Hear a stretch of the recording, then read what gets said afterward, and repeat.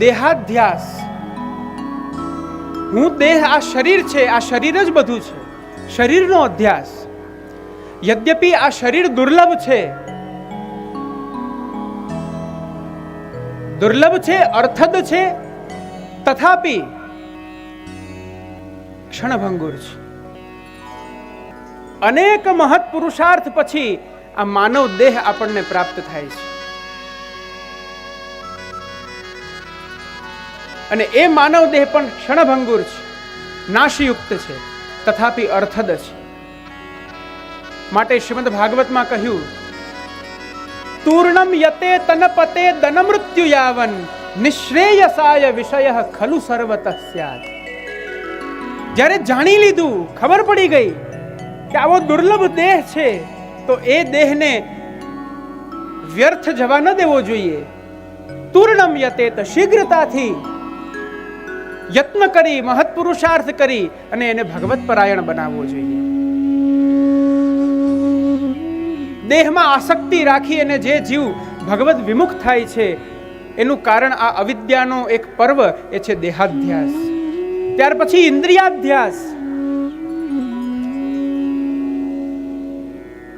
ઇન્દ્રિયોના વિષયોમાં રક્ત આસક્ત જે જીવ છે, એ બંધનમાં પડી અને પોતાનો ઉદ્ધાર નથી કરી શકતો. શ્રીમદ ભગવદ્ ગીતામાં ભગવાન આજ્ઞા કરે છે, એક દૃષ્ટાંત આપે છે કાચબાનું. યદા સંહરતે ચાયમ કુર્મુંગાની વ સર્વશઃ. જેમ કાચબો હોય અને કાચબો માર્ગમાં આમ બેઠો હોય અને એને લાગે કે મારી ઉપર કંઈ ખતરો આવવાનો છે, કંઈ આપત્તિ આવવાની છે, તો એ વિચારી ડરીને પોતે શું કરે છે? પોતાના બધા જ અંગને પોતાની અંદર ખેંચી લે છે.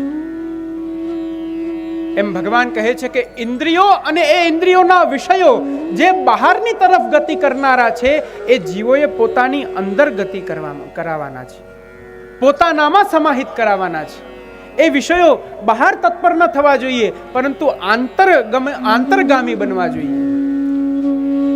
આ વિષય ઉપર વિશેષ વ્યાખ્યા આગળ પછી જે રાસ પંચાધ્યાયનો જ્યારે આપણે કારિકા વગેરે જોઈશું, વિષયાનંદ, બ્રહ્માનંદ અને ભજનાનંદ, જ્યાં શ્રી મહાપ્રભુ આપ આજ્ઞા કરે છે, બ્રહ્માનંદાત સમુદ્ધૃત્ય ભજનાનંદ યોજને લીલાયા યુજ્યતે સમ્યક સાતુર્ય વિનિરૂપ્યતે. બ્રહ્માનંદમાંથી જીવોને કાઢી અને પ્રભુ હવે આપ ભજનાનંદનું દાન દેવા માટે આપ સજ્જ થયા છે. એ લીલા એ આ પ્રથમ અધ્યાયમાં કહેવાશે. જ્યારે એ કારિકાનું આપણે અવલોકન કરીશું, ત્યારે આપણે એ વિષયાનંદમાં આ ઇન્દ્રિયાધ્યાસનું સ્વરૂપ વિશેષ જોઈશું. પ્રાણાધ્યાસ, હું જ પ્રાણ છું. ભગવાને દાવાગ્નિનું ધેનકાસુરનો ઉદ્ધાર કરી ભગવાને દેહાધ્યાસ મિટાવ્યો. કાલિયા નાગનું મર્દન કરી ભગવાને ઇન્દ્રિયાધ્યાસને દૂર કર્યો. દાવાગ્નિનું પાન કરી ભગવાને પ્રાણાધ્યાસને દૂર કર્યો. પ્રલંબાસુરનો ઉદ્ધાર કરી અને પ્રભુએ અંતઃકરણાધ્યાસ દૂર કર્યો.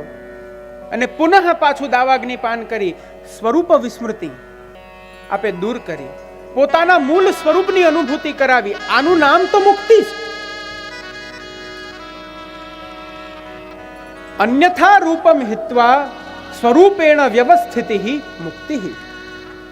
અન્યથા રૂપને છોડી દેવું, પોતાના મૂળ રૂપને પ્રાપ્ત થઈ જવું, એ જ તો મુક્તિ છે. હું ફલાણો છું, મારું નામ આ છે, મારી આ ઓળખાણ છે, હું આટલો મોટો વ્યક્તિ છું, આટલા સ્થાને પહોંચેલો છું, આ મુક્તિ નથી, આ તો બંધન છે. હું પ્રભુનો દાસ છું, આ મુક્તિ છે. હું પ્રભુનો નિજ સેવક છું, આ મુક્તિ છે. આવી પાંચે પ્રકારની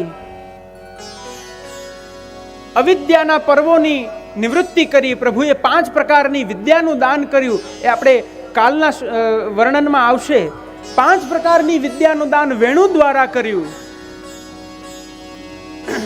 અને આસક્તિ રૂપ નિરોધ કરાવ્યો.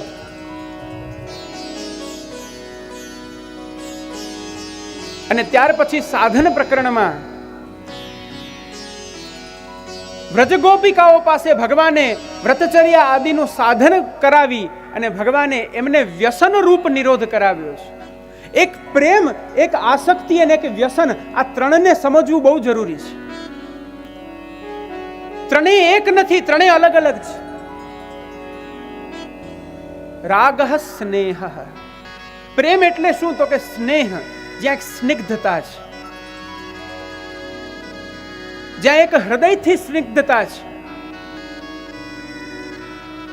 સ્નિગ્ધતા અર્થાત ચિકાશ. બહુ લૌકિક રીતના સમજાવું તો આજે એવા ઘણા બધા ગમ આવે, આમ આંગળી ચોંટાડી દો પછી હવે નથી ખુલતી. આ સ્નિગ્ધતા છે. વ્રજભક્તોને એ પ્રેમથી એમની એવી દશા થઈ ગઈ. પાદો પદમ ન ચલત સ્તવ પાદ મૂલાદ. આપના એ ચરણારવિંદથી છોડીને હવે અમારા ચરણ બીજે ક્યાંય ગમન કરી શકે એમ જ નથી, કારણ કે વિશુદ્ધ પ્રેમ છે. પ્રેમણોન્યત સાધનમ લોકે નાસ્તિ મુખ્યમ પરમ મહત. શ્રી મહાપ્રભુ આપ નિબંધમાં આજ્ઞા કરે છે કે પ્રેમથી અધિક બીજું કોઈ સાધન જ નથી, એનાથી શ્રેષ્ઠ બીજો કોઈ ઉપાય નથી. ફલમ પ્રેમ ચ સાધનમ. આસક્તિ એટલે શું? તો કહ્યું તદ વિના સ્થાતુમ અશક્તિ. તેમના વિના રહેવું હવે અશક્ય છે. હવે પ્રભુ વિના એક ક્ષણ પણ નહીં રહી શકાય એવી જે સ્થિતિ થઈ જાય તે આસક્તિ છે. અને વ્યસન અર્થાત સ્વભાવથી જ, સ્વભાવતઃ એવ તદ વાર્તાદિષુ અભિરુચિ. સ્વભાવથી જ પ્રભુના અલૌકિક ચરિત્રોને શ્રવણ કરવામાં રુચિ, પ્રભુમાં તન્મય રહેવાનો ભાવ એ વ્યસન છે. આ ત્રણની પ્રાપ્તિ ભગવાને કરાવી અને હવે ફલ પ્રકરણમાં પ્રભુ આપ ભક્તિ માર્ગનું પરમ ફલ, મહાફલ એ અલૌકિક રાસ રસ ભજનાનંદ રસનું દાન પ્રભુ આપ પ્રદાન કરશે, જેના આ 7 અધ્યાયો છે.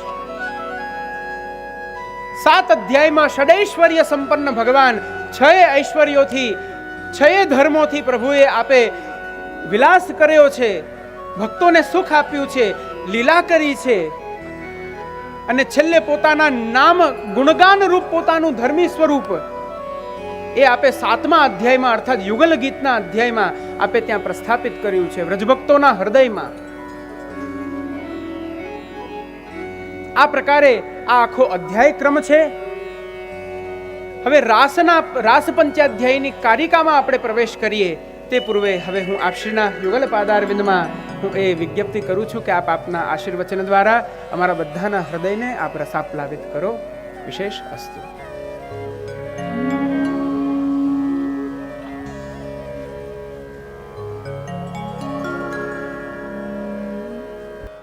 નમો ભગવતે તસ્મૈ કૃષ્ણાયાદભુત કર્મણે રૂપ નામ વિભેદેન જગત ક્રીડતી યો યતઃ નમામિ દ્વારિકાધીશમ શોભયા નિત્ય સેવિતમ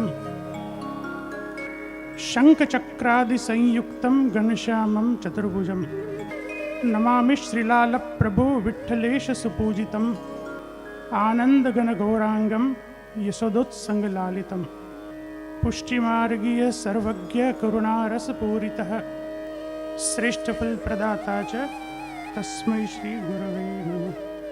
આચાર્યપીઠ પર બિરાજમાન, જેમના શ્રી મુખારવિંદથી રાસ પંચાધ્યાયનું આપણે સૌ શ્રવણ કરી રહ્યા છે એવા પરમ શ્રદ્ધેય આદરણીય પૂજ્ય શ્રી જય વલ્લભ બાવા શ્રી, જેમના હૃદયનો આ અલૌકિક દિવ્ય અને ભગવદ સંપન્ન મનોરથ છે એવો સમગ્ર રાજાણી પરિવાર અને રાસ પંચાધ્યાય કથામૃતનું રાસપાન કરવા પધારેલા આપ સૌ વલ્લભીય વૈષ્ણવજનો.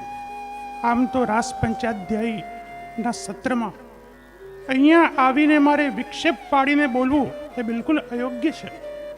અને આપના જેવા વિદ્વાન વક્તા જ્યારે આચાર્યપીઠ પર બિરાજમાન હોય ત્યારે મારી માટે તો હિમાલયમાં જઈને બરફ વેચવાના ધંધા બરોબર છે.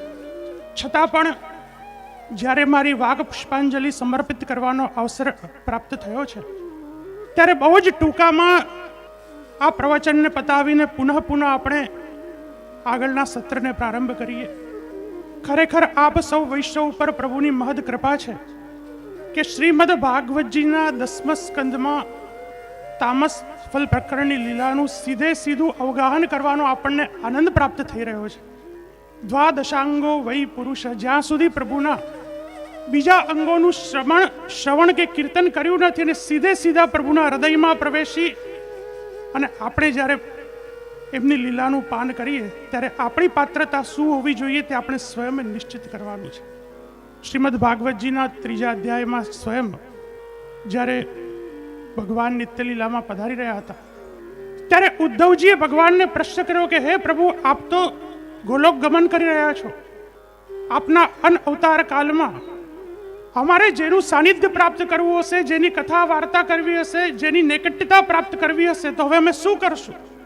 ત્યારે ભગવાને આજ્ઞા કરી કે મારું જ સ્વરૂપ હું શ્રીમદ ભાગવતજીમાં પધરાવું છું અને આજ પછી તમે ભાગવતજીનું જો સ્મરણ કરશો, કીર્તન કરશો તો મારી નૈકટ્યતા તમને સહેલાઈથી પ્રાપ્ત થશે. આપણે ત્યાં 84-252 વૈષ્ણવના પ્રસંગોમાં પદ્મનાભદાસજીની વાર્તાનું સ્મરણ કરીએ.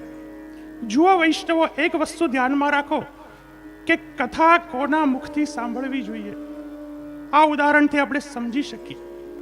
સ્વયં આચાર્ય ચરણ આજ્ઞા કરે છે કે જેના દ્વારા આપણો ભગવદ ભાવ પોષિત થાય, જેમના દ્વારા આપણું નિરંતર પ્રભુ તરફ પ્રયાણ થાય, એવા વક્તાઓ, એવા વિદ્વજ્જનો કે એવા તાદ્રસી વૈષ્ણવ કે એવા આચાર્યોના મુખેથી જ આપણે ભગવત કથાનું સ્મરણ કરવું જોઈએ. પદ્મનાભદાસજીનો પ્રસંગ છે કે એકવાર પદ્મનાભદાસજી ખૂબ જ સારા વક્તા, શ્રીમદ ભાગવતનું કથામૃત કરે. શ્રી આચાર્ય ચરણ ત્યાં પધાર્યા, ત્યાં બિરાજ્યા. જેમ જેમ કથા આગળ વધતી જાય શ્રી આચાર્ય ચરણ આજ્ઞા કરે કે પદ્મનાભદાસ ઓર કછું સુનાવો. પાછી કથા આગળ વધે, આચાર્ય ચરણ આજ્ઞા કરે પદ્મનાભદાસ ઓર કછું સુનાવો. ત્યારે પદ્મનાભદાસે હાથ જોડીને વિનંતી કરી કે મહારાજ, જો સુખને કહી સો મેને કહે દઈએ. જે સુખદેવજીએ કીધું એ બધું મેં આપને કહી દીધું છે. હવે આપ પધારો ને આપ કથાનો પ્રારંભ કરો. શ્રી આચાર્ય ચરણ ત્યાં પધાર્યા, આગળ ભગવદ લીલાનું ગુણગાન કર્યું. જેમ જેમ પ્રભુની લીલા આગળ વધતી ગઈ એમ પદ્મનાભદાસ ઝૂકતા ગયા અને છેવટે તો સાક્ષાત દંડવત પ્રણામ કરી લીધા આચાર્ય ચરણ. બીજા વૈષ્ણવે કહ્યું કે ક્યો પદ્મનાભદાસ, आपने तो कही कि सुख ने कही ओ मैंने कही, तो ये सब भगवत लीला को वर्णन कहां શું આવ્યો? આ બધી લીલાઓનું વર્ણન ક્યાંથી આવ્યું? ત્યારે પદ્મનાભદાસજી કહ્યું કે मैं तो अभी भी कह रहा हूं कि सुख ने कही सो मैंने कह दीजिए, પણ जहां साक्षात भगवत लीला को वर्णन होतो होवे वहां स्वयं भगवान बिराज के अपनी लीला को वर्णन करे, वो वर्णन मैं कहां શું कर सकूं? અને એટલા માટે જ સર્વોત્તમજીમાં પ્રભુચરણ શ્રી ગુસાઈજી અદેય દાન દક્ષશ્ચ શ્રી આચાર્ય ચરણને આજ્ઞા કરે છે કે અદેય દાન દે દેવાવાળા સ્વયં મહાપ્રભુ શ્રી વલ્લભ છે. આપણે આપશ્રીના મુખારવિંદથી તામસ ફલ લીલાના પ્રકરણનું અનુસંધાન જ્યારે કરી રહ્યા છે ત્યારે રાસ પંચાધ્યાય 7 અધ્યાયમાં પ્રભુના 5 અધ્યાયમાં પ્રભુના રૂપનું વર્ણન છે, 2 અધ્યાયમાં પ્રભુના ગુણનું વર્ણન છે. રૂપ નામ વિભેદેન જગત ક્રીડતી યોયત. પ્રભુએ 2 પ્રકારે લીલા કરી છે, પોતાના રૂપ દ્વારા, પોતાના નામ દ્વારા. છતાં પણ જો વૈષ્ણવ ધ્યાન રાખજો, જ્યાં શ્રી આચાર્ય ચરણ ગોપિકા ગુરુવ પ્રોક્તા, એમ શ્રી ગોપીજનોને જ્યાં ભક્તિ માર્ગના ગુરુ કયા છે, છતાં પણ પ્રભુ એમની પરીક્ષા કરવામાં ચૂક્યા નથી. જ્યારે પ્રભુએ વેણુનાદ કર્યો, 4 પુરુષાર્થને છોડીને ગોપીજનો પ્રભુની સન્મુખ થયા છે, એટલે પ્રભુ એમની પરીક્ષાર્થ કે ભાઈ તમારો રાસમાં તો પ્રવેશ કરવો છે, પણ ક્યારે કે પહેલા હું તમારી પરીક્ષા કરું, જેને કુટ શ્લોક કહેવામાં આવે છે. 10 શ્લોકમાં પ્રભુએ ભક્તોની પરીક્ષા કરી છે કે હે ગોપીજનો, તમે અહીંયા તો આવ્યા છો, પણ તમારા સંસારમાં તમારા પતિદેવ છે, તમારા પુત્રો છે, તમારો પરિવાર છે, એને છોડીને તમે કેમ અહીંયા આવ્યા છો? આ પ્રભુએ ગોપીજનોને પ્રશ્ન કર્યો છે. ત્યારે ગોપીજનો આ જે નિષ્કામ પ્રેમ છે, નિષ્કામ ભાવ છે પ્રભુ પ્રત્યેનો, જેમ હમણાં આચાર્ય પીઠ ઉપરથી આજ્ઞા કરી કે પ્રભુને જો ભજવું હોય તો નિસાધન થઈ જવું પડે, પ્રભુનું જો સ્મરણ કરવું હોય તો પ્રભુના ચરણોમાં સમર્પિત થઈ જવું પડે. 11 શ્લોકમાં જેને આપણે પ્રણય ગીત કહીએ છીએ, શ્રી ગોપીજનોએ પ્રભુને ઉત્તર આપ્યો છે કે હે પ્રભુ, આપે જે અમને પ્રશ્ન કર્યા અમે એનો એક જ ઉત્તર આપીએ છીએ. હવે અમે આપને પ્રશ્ન કરીએ છીએ, આપ અમને ઉત્તર આપો કે એક કન્યા છે, એનો વર છે, એ કન્યા પોતાના વરને એટલી બધી સમર્પિત છે, એની સેવા કરે છે, એનું સ્મરણ કરે છે, અને એની આજ્ઞા સિવાય બીજું કોઈ પાલન કરતી નથી. એના અધરામૃતમાંથી જ પોતાનું ભોજન કરે છે. હે પ્રભુ, એક સમય એવો આવ્યો કે એના વરને દેશાંતર કરવાનું ફરજ પડી, એને બીજા દેશમાં જવાનું થયું, અને એ કન્યા પોતાના વરના અધરામૃત સિવાય બીજું કંઈ લે નહીં, એની સેવા કર્યા પહેલા બીજું કોઈ કાર્ય કરી શકે નહીં. ત્યારે એના જે વર છે એને ઉપાય બતાવ્યો કન્યાને કે એક કામ કર, મારે દેશાંતરમાં તો જવું જ પડશે, પણ મારી એક મૂર્તિ બનાવી હું તને આપી દઉં ને એ મૂર્તિનું તું એની સેવા કરજે. પોતાના જેવું આબેહૂબ સ્વરૂપ બનાવી એ વરે એ કન્યાને મૂર્તિ આપી. 6 મહિના થયા. 6 મહિના સુધી જેમ પોતાની સેવા કરે છે એ જ સેવા એ મૂર્તિની એ કન્યા કરતી રહી. 6 મહિના પછી એનો પતિ પાછો પરદેશેથી ફર્યો છે. ત્યારે ગોપીજનોએ પ્રભુને પ્રશ્ન કર્યો કે હે પ્રભુ, હવે અમે આપને પૂછીએ છીએ કે આપ અમને આજ્ઞા કરો કે જ્યારે એનો પતિ પાછો ફર્યો છે તો એ કન્યા માટે એનો પતિ શ્રેષ્ઠ છે કે એ મૂર્તિ શ્રેષ્ઠ છે? કોની સેવા કરે? એમ અમારા જે લૌકિક પતિઓ છે, લૌકિક દેહથી જે સંબંધિત જીવો છે, એ મૂર્તિ સમાન છે. ખરો અમારો સંબંધ તો પ્રભુ આત્માનો આપની સાથે જ છે, અને જન્મ જન્માંતર એ આત્માનો દેહનો સંબંધ કદાચ આ શરીર છે ત્યાં સુધી છે, પણ આત્માનો સંબંધ ક્યારે પણ છૂટી શકશે નહીં. એટલે પ્રભુ, આપ જ અમારા સ્વામી છો, અને આપના શરણમાં જ અમે આવ્યા છે. આ પ્રકારે ગોપીજનોએ પ્રભુનું વિનંતી કરી છે. ગોપીજનો પર પ્રસન્ન થઈ પ્રભુ લઘુરાસની શરૂઆત કરી છે. લઘુરાસ પછી જ્યારે ગોપીજનોને સૌભાગ્ય મદ થયો ત્યારે પ્રભુ ત્યાંથી અંતર્ધ્યાન થયા. 17 શ્લોકમાં ગોપી ગીતની રચના થઈ. ગોપીઓએ ખૂબ પ્રભુને શોધ્યા, ના મળ્યા. છેવટે ગોપીજનો નિસાધન થઈ ગયા કે પ્રભુ, અમારું સામર્થ્ય હવે આપને પ્રાપ્ત કરવાનું નથી, આપને જો અમારી પાસે આવવું હોય તો આપની ઈચ્છાની વાત. શ્રી આચાર્ય ચરણ આજ્ઞા કરે છે કે આ જ પ્રભુનું પુષ્ટિ તત્વ છે, અને દ્રઢતાપૂર્વક વિશ્વાસપૂર્વક એ જ પુષ્ટિસ્થ પ્રભુના જ્યારે આપણે ચરણારવિંદને પકડી રાખીએ છીએ ત્યારે ભગવાન અપી પુષ્ટિસ્થ ન કરિષ્યતિ લૌકિકીંચ ગતિમ, ક્યારે પણ આપણી લૌકિક ગતિ થવા દેશે નહીં. જ્યારે ગોપીજનો નિસાધન થયા છે ત્યારે પ્રભુ પુનઃ એમને પ્રાપ્ત થઈ અને મહારાસ થયો છે. વૈષ્ણવો કહેવાનું તાત્પર્ય એટલું જ છે કે આપણે સૌ વૈષ્ણવો છે, શ્રી મહાપ્રભુજીના સેવક છે. જેમ આપ શ્રીએ કૃપા કરીને સીધો આપણો તામસફલ પ્રકરણમાં પ્રવેશ કરાવી દીધો છે, તો આપણું પણ કર્તવ્ય બને છે કે એ હૃદયના ભાવથી આપણે એનું સ્મરણ કરી અને એ રીતના જ પ્રભુનું આપણે ભજન કરવું જોઈએ. અને એટલા માટે જ જ્યારે આટલા વિદ્વાન વક્તા જેમના મુખારવિંદથી આપણે રાસ પંચાધ્યાયનું સ્મરણ કરતા હોઈએ તે ખરેખર આપણા ઉપર પ્રભુની કૃપા વૃષ્ટિ છે. પ્રભુના ચરણોમાં એ જ વિનંતી કરીએ કે આનું જે ફલ છે, સાક્ષાત સ્વરૂપાનંદની પ્રાપ્તિ, 7 દિવસના કથા શ્રવણ પછી જ્યારે આપણને પ્રભુના સ્વરૂપાનંદની પ્રાપ્તિ થાય ત્યારે જ માનજો કે આ કથાનું ફલ આપણને પ્રાપ્ત થયું છે. વૈષ્ણવ વિશેષ ન કહેતા પ્રભુના ચરણોમાં એ જ વિનંતી કરું કે સદૈવ આપ સૌ ઉપર પ્રભુની કૃપા વૃષ્ટિ થાય, આપ સૌનું તન મન ધન પ્રભુના ચરણોમાં સમર્પિત થાય. એટલું જ કહીને પ્રભુના ચરણોમાં મારી વાક પુષ્પાંજલિ સમર્પિત. શ્રી વલ્લભાધીશ શ્યામ સુંદર શ્રી અમને મહારાણી શ્રી ગોવર્ધન નાથ કી જય.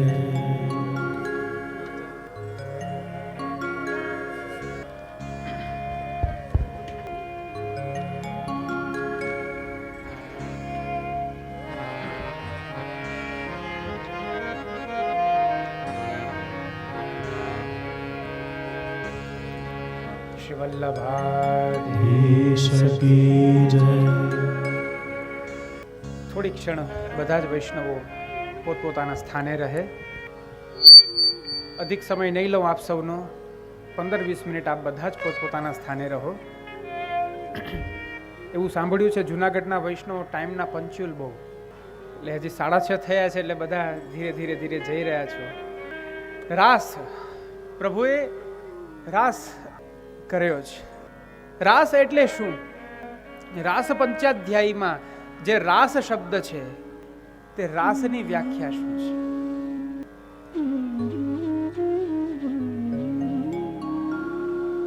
પૂર્વમાં આપણે સવે આનો પૂર્વ પ્રસંગ જોઈ લીધો, કેવી રીતના પ્રેમનો ઉદય થયો, કેવી રીતના આસક્તિનો ઉદય થયો, કેવી રીતના વ્યસનનો ઉદય થયો.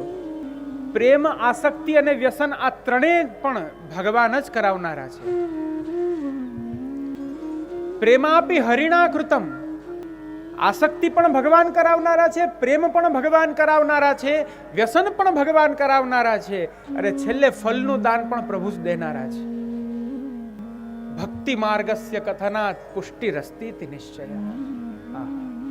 આ ભક્તિ માર્ગ છે, અને એ ભક્તિ માર્ગ કહેવાથી એ સ્પષ્ટ થાય છે, આચાર્ય ચરણ આજ્ઞા કરે છે કે અહીંયા પ્રભુ પોષણ કરનારા છે, જીવને પોષનારા છે, જીવ પાસે આશા નથી રાખનારા. આ આવું આવું કરશે તો હું આ પ્રકારે એના મનોરથ પૂરા કરીશ, એવું પ્રભુ એવી આશા નથી રાખતા.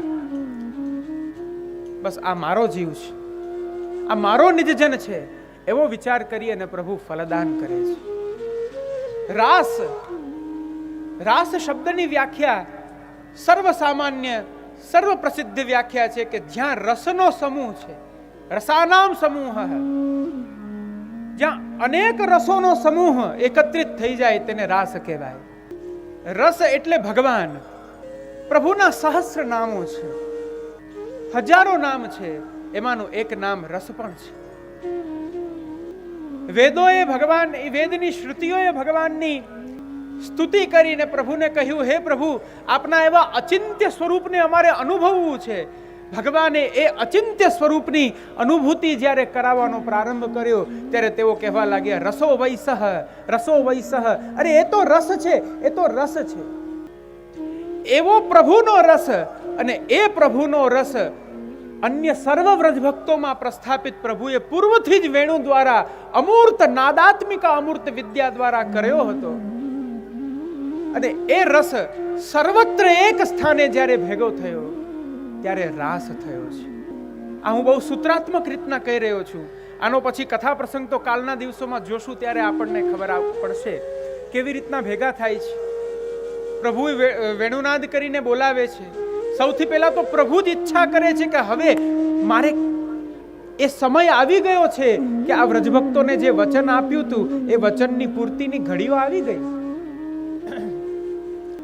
અને એ સમયને જોઈ, એ કાલને જોઈ, એ શરદ ઋતુને જોઈ, એની એ અલૌકિક લીલાત્મક મહારાત્રિને જોઈ અને ભગવાનને પણ એ રમણનો સંકલ્પ થયો છે.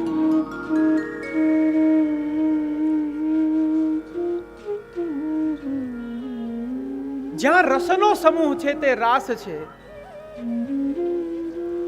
ભગવાન રસરૂપ છે અને પ્રભુમાં તન્મય થનારા જીવને પણ ભગવાનના ભગવદ રસની પ્રાપ્તિ થાય છે. આ અધ્યાયનો વિષય જ એ છે કે બ્રહ્માનંદમાં રહેલા જીવને ભજનાનંદની પ્રાપ્તિ કરાવી. તો બ્રહ્માનંદ જે છે તે બ્રહ્માનંદ પણ એ બ્રહ્મની અનુભૂતિનો રસ જ છે.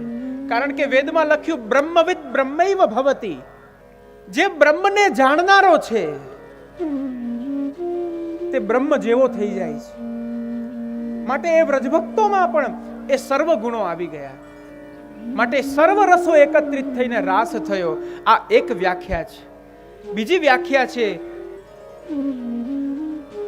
પ્રિયા બહુસ્ત્રી કર્તૃકો નૃત્ય વિશેષો ભવતી સહ રાસઃ. જ્યાં એક પ્રિયતમ છે અને એ એક પ્રિયતમની સમક્ષ અનેક પ્રિયતમાઓ હોય અને ત્યાં નૃત્ય વિશેષનો પ્રકાર હોય અને એ નૃત્ય વિશેષના પ્રકારથી પરસ્પર એકબીજાના રસનું આદાન પ્રદાન જ્યાં કરવામાં આવે તેને રાસ કહેવાય. તે રાસ છે. અને છેલ્લે શ્રી મહાપ્રભુ આપ રાસની વ્યાખ્યા કરતા સમજાવે છે, રાસો નામ રસેન પૂર્ણ પદાર્થ અન્ય સંબંધ રહિત. રાસ એટલે શું? તો કહ્યું જ્યાં રસથી પૂર્ણ પદાર્થ ઉપસ્થિત છે. રસથી પૂર્ણ પદાર્થ કોણ? તો કહ્યું ભગવાન. રસથી પૂર્ણ પદાર્થ અર્થાત આ રાસસ્થલી, આ વ્રજમંડલ, અને રસથી પૂર્ણ પદાર્થ અર્થાત વ્રજભક્તો. અને અન્ય સંબંધ રહિત કહ્યું એ રાસ કેવો? તો કહ્યું ત્યાં અન્ય સંબંધ નથી. ત્યાં લૌકિક સંબંધ નથી, ત્યાં લૌકિક વિષયો નથી, સાંસારિક વિષયો નથી, મોક્ષની પણ કામના નથી, કેવલ ભગવાનના અલૌકિક ભજનાનંદને ગ્રહણ કરવાની ભાવના અને પોતાના દ્વારા પ્રભુને સુખ પહોંચાડવાની ભાવના. એ ગોપી ગીતમાં આપણે જોશું, ભીતાહા, એ વ્રજભક્તો કહે, પ્રભુ આપ આપના યુગલ ચરણારવિંદ અમારા હૃદય પર પધરાવો. પ્રભુ પ્રસન્ન થયા, એમ ચાલો પધરાવો. પધરાવા ગયા, રોક્યું, ના ના પ્રભુ, અમારું હૃદય બહુ કઠોર છે અને એ કઠોર હૃદયમાં આપના કોમલ ચરણારવિંદ જો સ્પર્શે તો આપને પરિશ્રમ પડશે, માટે અમે ડરી રહી છીએ, અમે ભયભીત છીએ કે અમે શું કરીએ. જ્યાં ભગવાન પાસેથી ભજનાનંદની પ્રાપ્તિનો વિષય અને સામે તત્સુખનો વિચાર, આ જ પુષ્ટિ ભક્તિ માર્ગ છે. તત્સુખે સુખિત્વમ, પ્રભુના સુખમાં જ જીવનું સુખ, એ જ ભક્તિ માર્ગ છે ને એ જ વ્રજભક્તોનું સ્વરૂપ છે.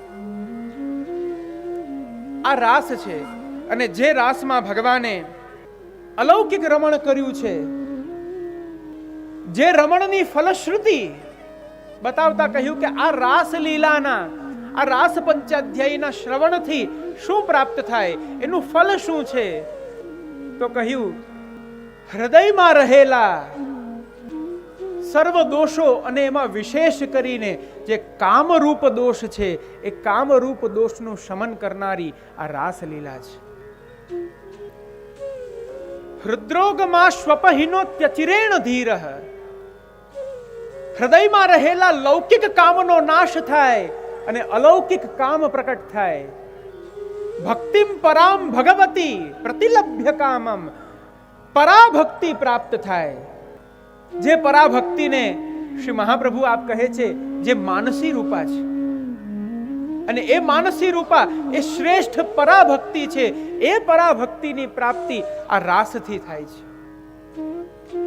એટલા માટે જ તો ઉત્તરમાં ભગવાને ઉદ્ધવજી પાસે એ જ લખાવ્યું, પરાભક્તિથી માનસી વ્રજભક્તોને સિદ્ધ થઈ ગઈ છે, માટે ઉત્તરમાં લખાવ્યું કે તમારો ને મારો તો ક્યારે વિયોગ જ નથી થયો.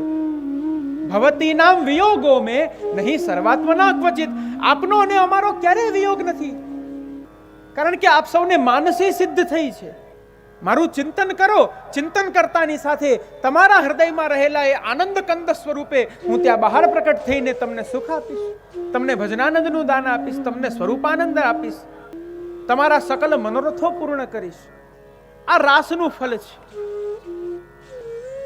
જે કામ, ક્રોધ, લોભ, મોહ, માયા આદિ દોષોથી જે જીવ પીડિત થઈ રહ્યા છે, તેઓએ જો પોતાના એ દોષોનું શમન કરવું હોય તો તેઓએ રાસ પંચાધ્યાયનું અધ્યયન કરવું જોઈએ, જેથી એમના હૃદયમાં રહેલા કામ, ક્રોધાદિ દોષોનો નાશ થાય છે.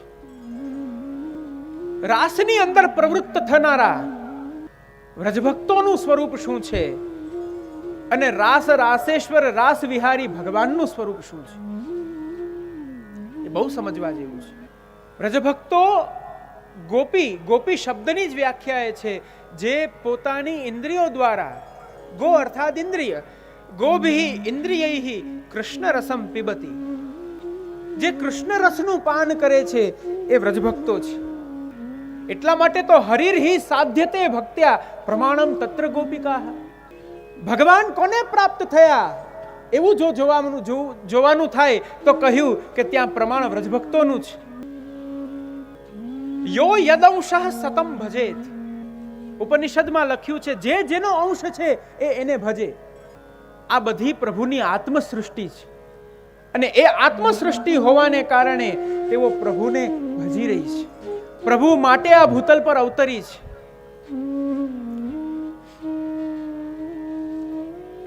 ભગવાનનું સ્વરૂપ છે.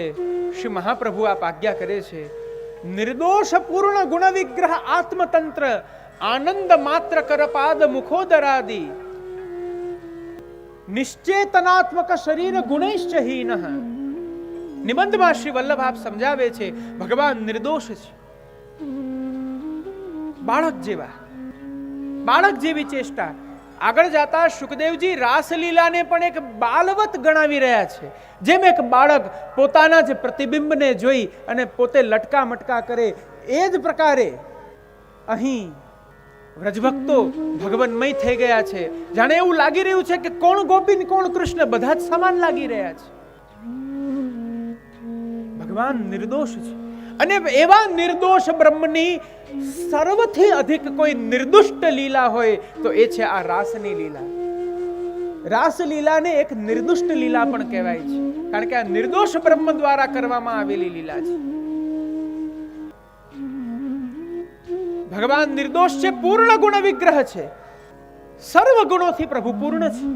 આની એક એક શબ્દોની વ્યાખ્યા બહુ વિશદ રીતે થઈ શકે, પણ મારે આપ સૌની સમય નિશ્ચિતતાને મારે ભંગ નથી કરવી. 6:30 થયા છે ને? કેમ બેઠા છો બધા? 6:30 થઈ ગયા, સમય થઈ ગયો. યત્ર કાલાદિ નિયમો નાસ્તિ સ ભક્તિ માર્ગ. જ્યાં કાલ વગેરે નિયમ લાગુ નથી પડતો એ આ ભક્તિ માર્ગ છે. હવે આમાં આવી ગયા છો, હવે શું થાય?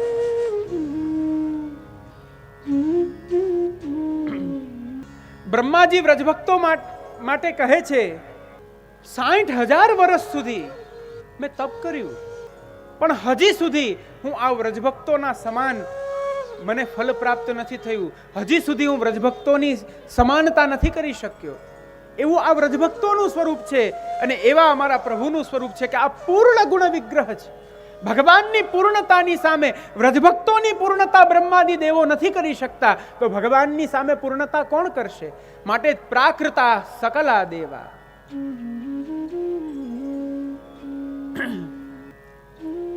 આત્મતંત્ર, ઠાકોરજી આત્મતંત્ર છે, સ્વતંત્ર છે. પ્રભુની આ રાસલીલા પણ સ્વતંત્ર લીલા છે. કોઈના દ્વારા પ્રેરવામાં આવીને એ કરીને એ લીલા નથી. અવતરણના વિષયમાં પણ સ્વતંત્ર અવતરણ પ્રભુનું થયું છે. કોઈ પ્રશ્ન કરે એમ કેમ કહી શકાય? અરે બ્રહ્માદિ દેવો આ ગાય રૂપી એ પૃથ્વીનું એ સ્વરૂપ લઈને તો ગયા હતા ને, ત્યાં તો એ વિનંતી કરી હતી કે પ્રભુ હવે પધારો, આ આતતાઈઓથી અમે પીડિત થઈ રહ્યા છીએ. ત્યારે ભગવાને કહ્યું ભલે હવે આવું છું. તો સ્વતંત્ર અવતરણ કેમ કહેવાય? ત્યાં ધર્મ સહિત પ્રભુનું અવતરણ થયું છે. અને અહીંયા કેવલ રસરૂપ સ્વરૂપે વ્રજમાં જે વાસુદેવ વ્યૂહથી સંગોપન થઈને માયા દ્વારા છુપાઈને જે પધાર્યા હતા, એ ભગવાન કેવલ ને કેવલ સ્વતંત્ર ઈચ્છાથી પોતાના ભક્તોને સુખ દેવાને માટે જ પધાર્યા છે. માટે શ્રી મહાપ્રભુ આજ્ઞા કરે છે આત્મતંત્ર, ભગવાન સ્વતંત્ર છે. નિશ્ચેતનાત્મક શરીર ગુણેશહીન. જે આપણા શરીરમાં આપણે એ શરીરની ને ઇન્દ્રિયોની અનુભૂતિ કરીએ છીએ, ભગવાનમાં એવી અનુભૂતિ નથી. વદન વાક પશ્યન ચક્ષુ. જ્યારે ભગવાન બોલવાનું પ્રારંભ કરે ત્યારે ભગવાન જ વાણી બની જાય છે. જ્યારે ભગવાન દર્શનની ઈચ્છા કરે છે ત્યારે ભગવાન જ ચક્ષુ બની જાય છે. તે ચક્ષુનું પણ ચક્ષુત્વ છે.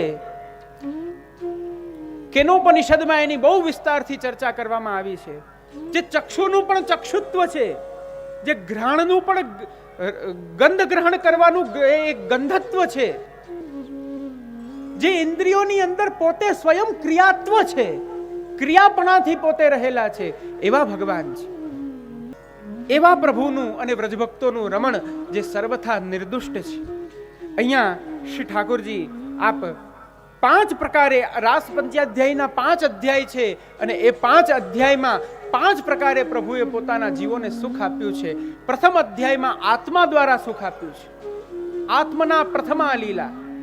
પ્રથમ અધ્યાય 26મો અધ્યાય સુબોધિનીજીના ક્રમાંક અનુસાર તેમાં આત્મા દ્વારા પ્રભુએ સુખ આપ્યું છે, આત્મ સુખ આપ્યું છે. બીજા અધ્યાયમાં અંતઃકરણને સુખ આપ્યું છે. ત્રીજા અધ્યાયમાં પ્રાણ અને વાણીને સુખ આપ્યું છે. ચોથા અધ્યાયમાં ઇન્દ્રિયોને સુખ આપ્યું છે. અને 5મા અધ્યાયમાં સકલ ગાત્રેષુ સર્વાત્મના રસાનંદાનુભવ. ભગવાને વ્રજભક્તોના સકલ ગાત્રોમાં, શરીરોમાં, શરીર દ્વારા અલૌકિક રસની અનુભૂતિ કરાવી છે. એ આ રાસ પંચાધ્યાયના 5 અધ્યાય છે. 5 અધ્યાયમાં ભગવાનના રમણના પણ અલગ અલગ 5 પ્રકાર છે.